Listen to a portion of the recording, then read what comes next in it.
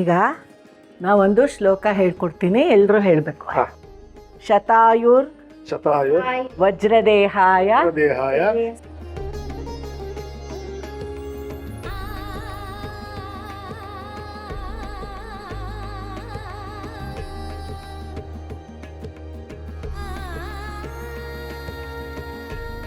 ಜೀವನನ ಚೆನ್ನಾಗಿ ಅರಿತುಕೊಂಡು ಸುಖ ದುಃಖನ ಸಮನಾಗಿ ಸ್ವೀಕರಿಸಿ ಎಲ್ಲರೂ ನೆಮ್ಮದಿಯಿಂದ ಬಾಳಬೇಕು. ನಮ್ಮ ಅನಿಷ್ಟಗಳೆಲ್ಲ ದೂರವಾಗಿ ನಾವೆಲ್ಲ ಚೆನ್ನಾಗಿರಬೇಕು ಅಂತ ಇದರರ್ಥ. ಒಳ್ಳೆ ಬುದ್ಧಿನೂ ಕಲಿಬೇಕು.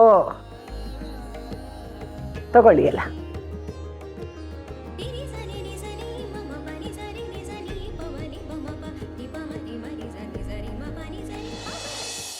ಅಪ್ಪ ಬೇವು ಬೆಲ್ಲ ತಗೊಂಡೆ.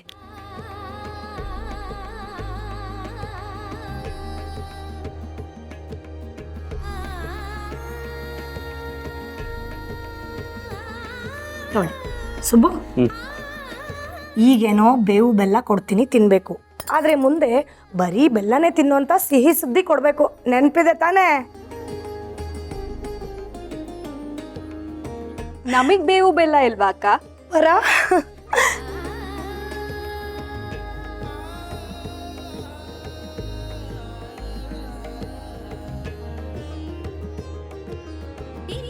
ಅಳಿಂದ್ರೆ ಚೆನ್ನಾಗಿದ್ದೀರಾ? ಚೆನ್ನಾಗಿದ್ದೀನಿ ಮಾವ. ಚೆನ್ನಾಗಿದ್ದೀನಮ್ಮ. ನಾನ್ ಚೆನ್ನಾಗಿದ್ದೀನಿ ಅಪ್ಪ.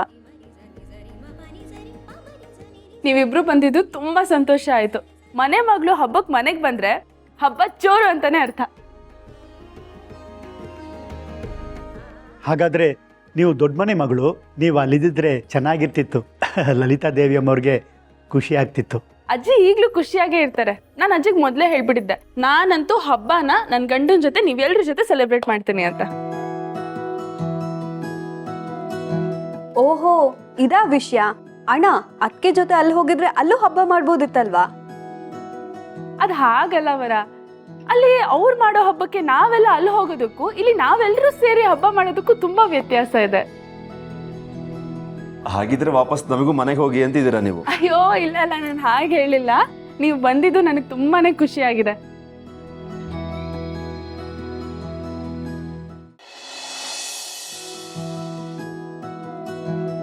ಹೇಗಿದೆಯಾ ಹುಡುಗಿ ನೀನು? ತಿಂತಾತಂಗೆ ನಿಂದೆ ಚಿಂತೆ. ಈ ಮನೆಯಲ್ಲಿ ನೀನು ಚೆನ್ನಾಗೇ ಇದೆಯಾ ಅಂತ ನನ್ನ ನಂಬಿಕೆ. ನಾನ್ ಚಂದಾಗಿ ಇವ್ನಿ ಅಮ್ಮವ್ರೆ. ತಾತನ್ ತವನು ಆಗಾಗ ಮಾತಾಡ್ತಿರ್ತೀನಿ. ನಿನ್ನ ಮದುವೆಗೆ ನನಗೆ ಬರೋಕ್ಕಾಗಲಿಲ್ಲ, ಆದರೆ ನಿನ್ನ ಮದುವೆ ಹೇಗೇಗೋ ನಡೀತು ಅಂತ ವಿಷಯ ಕಿವಿಗೆ ಬಿತ್ತು. ಅದು ಸ್ವಲ್ಪ ನೋವಾಯಿತು. ಎಲ್ಲ ವಿಧಿ ಆಟ ಅಮ್ಮವ್ರೆ. ಆದರೆ ಈ ಮನೆಗೆ ನಾನು ಸೊಸೆಯಾಗಿ ಬಂದೀವನಲ್ಲ, ನನ್ನ ಅದೃಷ್ಟ ಅಟ್ಟೆಯ. ನಿನ್ನ ಗಂಡ ಮತ್ತು ನಿನ್ನ ಅತ್ತೆ ಬುದ್ಧಿ ನನಗೆ ಗೊತ್ತಿರೋದ್ರಿಂದ ಕೇಳ್ತಾ ಇದ್ದೀನಿ, ನೀನು ಈ ಮನೇಲಿ ಹೇಗಿದೀಯಾ ಅಂತ. ಅದು ಸಂದಾಗೆ ನೋಡ್ಕೋತವ್ರೆ ಅಮ್ಮವ್ರೆ. ನೀ ರಾಗ ಎಳಿಯೋದ್ರಲ್ಲೇ ಗೊತ್ತಾಗ್ತಾ ಇದೆ. ನಿನ್ನನ್ನು ಕೇಳಿ ಪ್ರಯೋಜನ ಇಲ್ಲ, ತಾಳು, ನಿನ್ನ ಗಂಡನೇ ಕರಿತೀನಿ.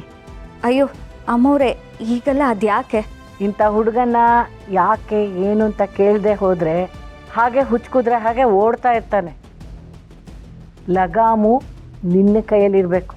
ಕರಿ ನಿನ್ನ ಗಂಡನ. ರೀ ರೀ ರೀ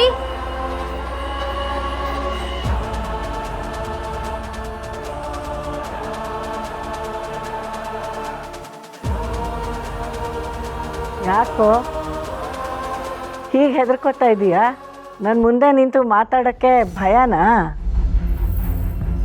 ಅದೇನೋ ಹೌದು, ಆದರೆ ಅಮ್ಮವ್ರೆ ಯಾಕೋ ಗೊತ್ತಿಲ್ಲ, ಮೊನ್ನೆಯಿಂದ ಇವ್ರಿಗೆ ಚಳಿ ಜ್ವರ, ಅದಕ್ಕೆ ಹಿಂಗಾಡ್ತವ್ರೆ. ಅದನ್ನು ಹೇಳಕ್ಕೆ ನಿನಗೆ ಬಾಯಿಲ್ವೇನೋ?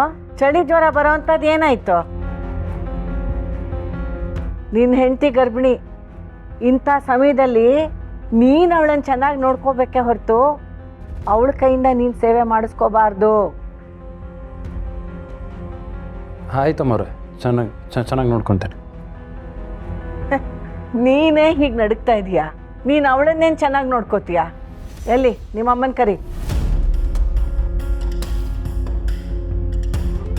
ಮಾಮ್ ಮಾಮ್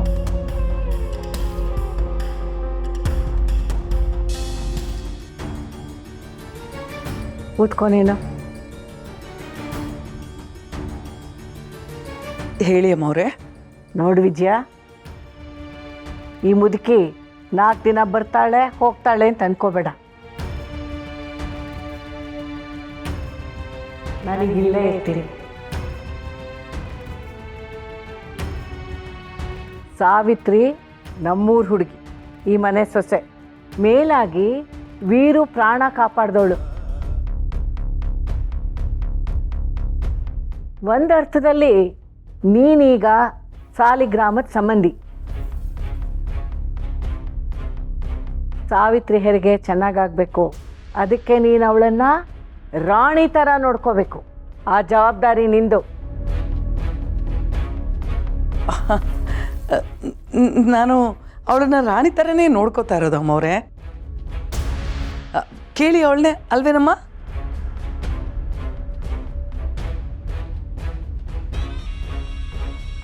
ನನ್ನ ಮೊಮ್ಮಗು ಅವಳು ಹೊಟ್ಟೆಲಿದೆ ಅಂಥದ್ರಲ್ಲಿ ಅವಳನ್ನ ಚೆನ್ನಾಗಿ ನೋಡ್ಕೊಳ್ದೇ ಇರ್ತೀನಿ ಅಮ್ಮವ್ರೆ. ನಿನ್ನ ಮಾತನ್ನ ನಾನು ನಂಬ್ತೀನಿ ಅಂತ ಅನ್ಕೋಬೇಡ.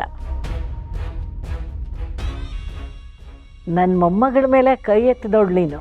ಅಂಥದ್ರಲ್ಲಿ ಮನೆ ಕೆಲಸಕ್ಕೆ ಅಂತ ಬಂದವಳು ಸಾವಿತ್ರಿ. ಇವಳನ್ನ ನೀನು ಚೆನ್ನಾಗಿ ನೋಡ್ಕೊಂಡ್ಬಿಡ್ತೀಯಾ?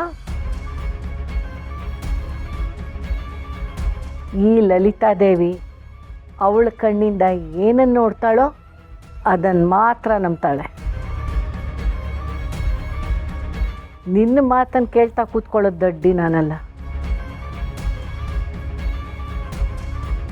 ನೀನು ನಿನ್ನ ಮಗ ಇಬ್ಬರು ಸೇರಿ ಇವಳು ಸೇವೆ ಮಾಡಬೇಕು.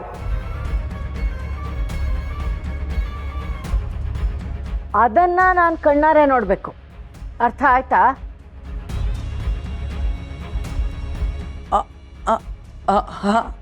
ಆಯಿತು ಅಮ್ಮವ್ರೆ.